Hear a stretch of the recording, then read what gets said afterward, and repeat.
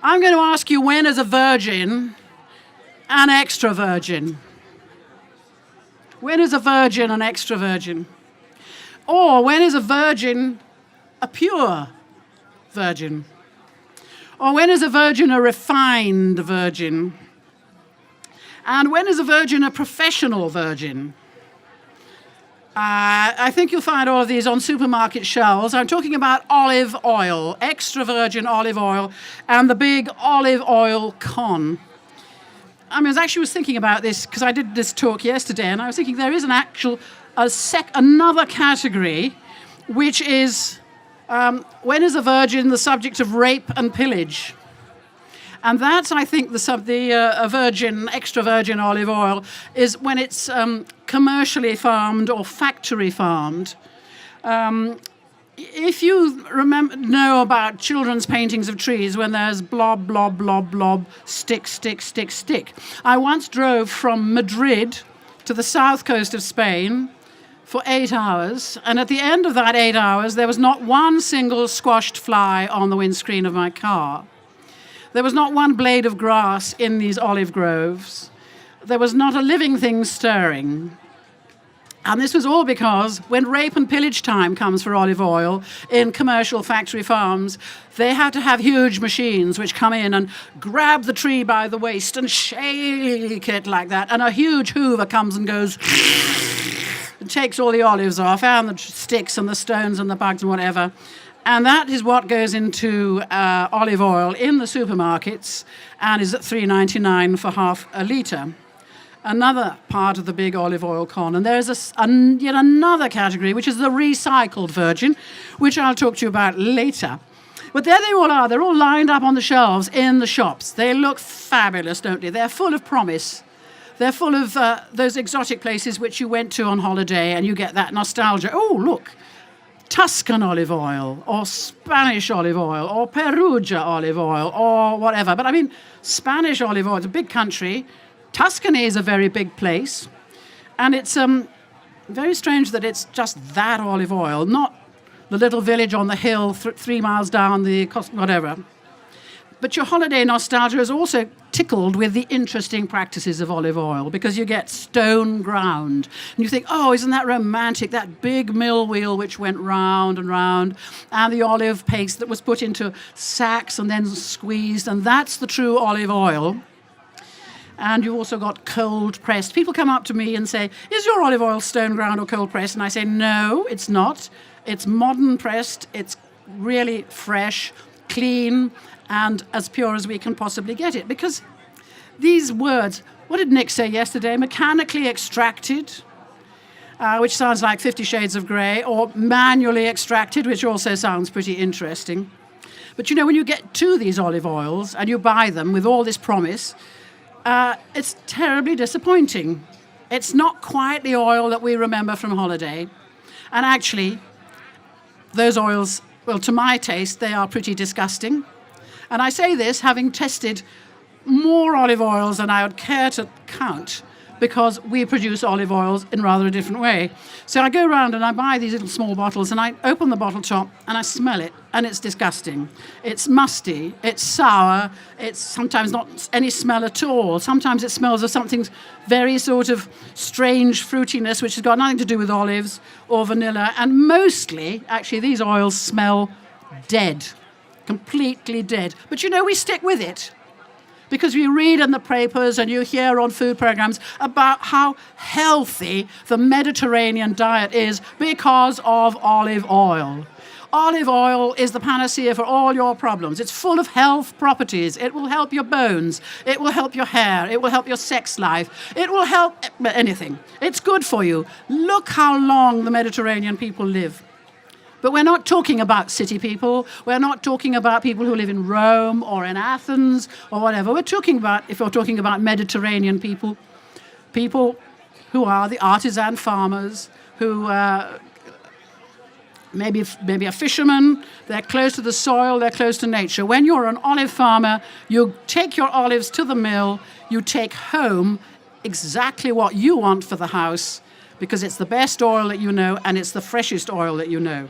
Now, the rest of it sits in the tank in the factory until they want to sell it, which could be 4 months, 14 months, a couple of years, I don't know, before it goes into the food chain and is mixed and filtered and blended. And when it goes into those big commercial people, they wait till they get it together so it makes exactly that same product that you see lined up on the shelves, the dark green, extra tasty, extra virgin olive oil, the pale, lighter extra virgin olive oil, etc., etc. All garbage. Olive oil is a fruit juice. You press the olive, out comes the olive oil. And let me tell you, ladies and gentlemen, you know, all of you know what a fresh orange juice tastes like.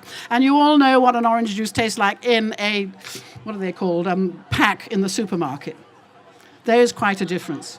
The fresh olive oil is full of vitamins, it's full of health stuff, it's full of all those nutrients that you read about, which fade away with time. All I want to say, 2 more things, is please look at the bottle. Just look at the bottle and look at the information you get on the label. Does it tell you when it was picked? Probably not.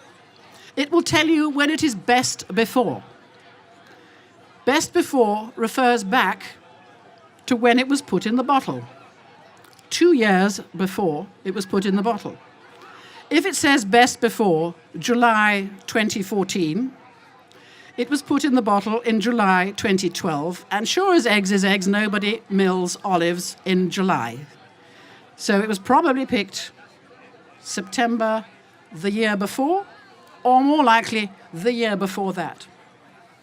But the second thing you have to look at very carefully is the label. Extra virgin does not mean clean, pure, lovely, as extra virgin you'd think should mean. It means that it's only got a certain volume of acidity per 100 ml. Virgin means she's actually slightly shop soiled because she's been bashed off the tree, like extra virgin, but the bugs have got at her, or she's been sitting in a sack in the fields for a couple of weeks. And I'm not talking about factory farming here. This is high-end olive oil.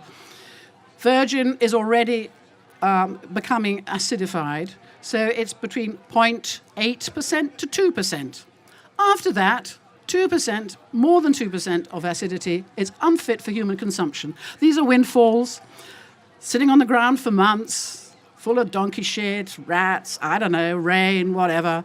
They sweep it off the fields with, they kill the grass with Roundup, and they just sweep the whole lot into sacks, and it goes into the factory, and it's unfit for human consumption, and it's pasteurized. And that becomes pure olive oil. You can buy it in the supermarkets. It is actually clean, but it has absolutely no goodness in it whatsoever. It's because it's being cooked up to what, 150 degrees? I don't know. And finally, the recycled virgin, all the rubbish from milling, and this is really serious, all the rubbish from milling, the pips, the stones, the stalks, the donkey shit, whatever you like, goes off to another process. So when you're talking about cold pressed, we're talking about extra virgin and virgin. The second pressing, ladies and gentlemen, is this. The rubbish is then taken off to another process, great slag heaps of it, black, rotting, they sit out in the rain. They are dried. That's called pyrini in Greece. Sort of, it looks a bit like all bran, or sometimes like cement. It's dried because it's a bit wet. It's mixed with hexane, which is a perfectly good chemical, to extract seed oils. And that is then, the sludge that comes out is then evaporated off. The chemicals are evaporated off, and this disgusting mud comes out at the end, which is deodorized, sanitized, desolventized, whatever, and comes out as a completely uncolorless, tasteless fat. And then rather grand television chefs put their name to it with a little bit of colouring. It could be extra virgin olive oil or something, or maybe even industrial chlorophyll. And that comes into the supermarket as light and refined olive oil. That's what you're drinking. It is totally as fat as extra virgin olive oil. There's no difference for it whatsoever, except there's no goodness in it at all. It is not light. It is fat. It's refined, and it's probably got chemicals in it. Because, ladies and gentlemen, the factory that makes that does not have to have a food license. So there you go. And that's very, very big in all the supermarkets. It plugs into all that myth about eating low fat will make you thinner, but they don't tell you about the sugar that makes low fat fatter. I'm digressing. One other thing I'd like to say is everybody is very snobby. They say, oh, but I only have Italian olive oil. I've had about 15 people this morning say, I only have Italian olive oil. You say, I only drink Spanish olive oil. There are hundreds of different varietals of olive, all making oil that tastes different. Just try it. Your palate might like a really heavy Greek oil. Your palate might like a very light Tuscan oil. Your palate might love my oil, stand 108 in Lower Mark Brewery Yard, because it is very, very light and very, very tasty. It's all a question of taste and, ladies and gentlemen, smell. If the person who is selling you olive oil does not allow you to taste and smell it, don't touch it. But if it smells sweet and lovely, it was probably quite a nice, fresh olive oil. So it's all about con and all about not taking attention to the detail of this product, which can be lovely and can be also certainly disgusting. What I will say, because olives are subject to a terrific predatory fly and are basically drenched in pesticides, drenched in herbicides and chemical fertilizers for the cheap product you get in the supermarket. If you want to be sure that your product is actually clean, buy organic. And this is really serious. Organic. You will not get any of this chemical infestation. Finally, there's a fabulous book which is called Extra Virginity, The Sublime and Scandalous World of Olive Oil. It's on offer. I didn't write it. I learned everything I know about it from Tom Muller.